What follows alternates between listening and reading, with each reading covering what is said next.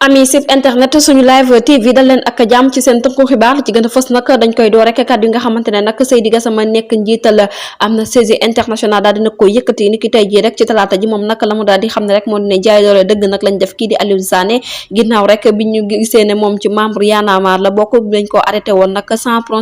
procès verbal lañ ko daal di woon arrêté nag daal di koy pamte wante nag harcèlement judiciaire dëgg nag moo fa lalu ñu fàtt leen nag kii di Aliou Sané nekkoon na coordinateur bu mouvement Y'en a marre ki nga xamante ne moo xam ne li nu mer nag di kii di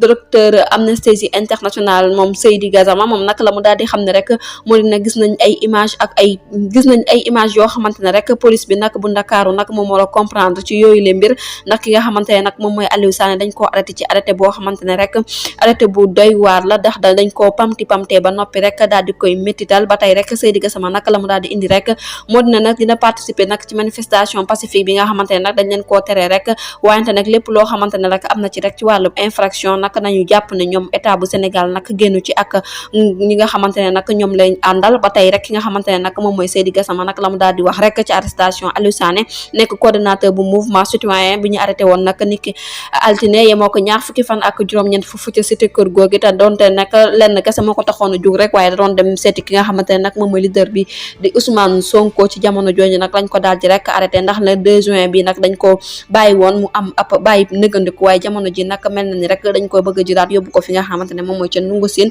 ci affaire du jaay doole donc ak xoqatal du ñàkk rek dinañ ci ñëwaat yeneen i jotee xabaar jërë ngeen jëf ci teewlu bi bu leen fàttee abonné bu saale cloche de notification ngir amaat yeneen i info